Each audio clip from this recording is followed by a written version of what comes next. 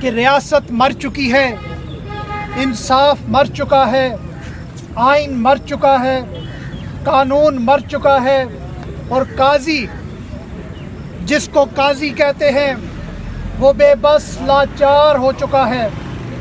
60 دن ہو گئے ہیں، پاکستان کی مضبوط ترین آواز گمشدہ ہے۔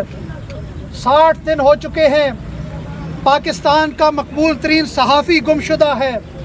صحافی گمشدہ نہیں ہے، صحافت گمشدہ ہے۔ صحافی گمشدہ نہیں ہے، انصاف گمشدہ ہے، آئین گمشدہ ہے۔ یہاں میرے پیچھے پارا چنار کے لوگ بیٹھے ہوئے ہیں، آپ نے گلگت میں دیکھا، بلتستان میں دیکھا، اسمبلی کے اندر قابض آ گئے، غنڈے آ گئے، بدماش آ گئے جن کے سامنے آئین کوئی حیثیت نہیں رکھتا۔ پارا چنار میں پچھلے 3-4 دن سے افغانستان سے لوگ آ رہے ہیں، وہاں پہ دھماکے ہو رہے ہیں، اٹیک ہو رہے ہیں، ریاست پر حملے ہو رہے ہیں، لیکن ریاست نے 9 مئی کے رائی کو تو پہاڑ بنا دیا ہے۔ جو پہاڑ ہمارے سر پہ کھڑا ہے کہ افغانستان سے افغان طالبان ہمیں للکار رہے ہیں، اس پہاڑ کے سامنے ریاست مردہ وجود بن چکی ہے، اس پہاڑ کے سامنے ریاست بے بس ہو چکی ہے۔ ایک صحافی جو سچ بولتا تھا، جو سول بالادستی کی بات کرتا تھا، جو تمہاری جیلی طاقت اور فرعونیت کے خلاف ببانگے دہل کہتا تھا کہ سوال کریں گے، جواب مانگیں گے، اس صحافی کو 60 دن سے لاپتہ رکھ کر پھر اپنے من پسند صحافیوں کے ذریعے خبر پھیلاتے ہو کہ وہ ٹھیک ہے، وہ خوش ہے، وہ سلامتی سے ہے۔ شرم نہیں آتی؟ بے شرم ہو چکے ہو۔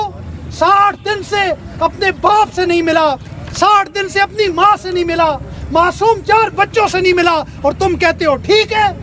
شرم کرو۔ کیا اس بات پر ہماری صحافتی تنظیموں نے اطمینان کر لیا؟ اس قوم نے بے حسی کا لبادہ اوڑھ لیا کہ وہ ٹھیک ہے، بس یہ کہنا کافی ہو گیا؟ نہ کسی نے دیکھا، نہ کسی نے سنا، نہ کوئی تصویر سامنے ہے، ایک بات بس ٹھیک ہو گیا۔ میں پوچھتا ہوں PFUJ کہاں ہو؟ تمہاری غیرت کہاں مر چکی ہے؟ نیشنل پریس کلب تمہاری غیرت کہاں مر چکی ہے؟ لاہور پریس کلب تمہاری غیرت کہاں مر چکی ہے؟ بدماشی کے سامنے گھٹنے ٹیکنے سے بہتر ہے اپنے قلم توڑ دو، اپنے گھر میں جاؤ۔ اگر صحافت کرنی ہے تو پھر ظالم کے سامنے کلمہ حق کہنا ہوگا۔ محرم آ رہا ہے، یہی امام حسین کا پیغام ہے۔ جو امام حسین کے پیغام کے ساتھ کھڑا ہے وہی زندہ رہے گا، وہی زندہ رہے گا۔ جس نے کوفیوں کی طرح خاموشی اختیار کر لی، تاریخ اس کو معاف نہیں کرے گی۔ یزید کی تو قبر بھی نہیں ملتی، بنو امیہ کی تو قبریں بھی نہیں ملتی۔ قبریں ملے گی تو صرف اماموں کی ملے گی، حق کا ساتھ دینے والوں کی ملے گی۔ قبریں ملے گی تو کسی فرعون کی نہیں ملے گی جو آج بھی بنے پھرے ہیں۔ اگر کل کسی کا علم بلند ہوگا تو حق پر کھڑے ہونے والوں کا ہوگا۔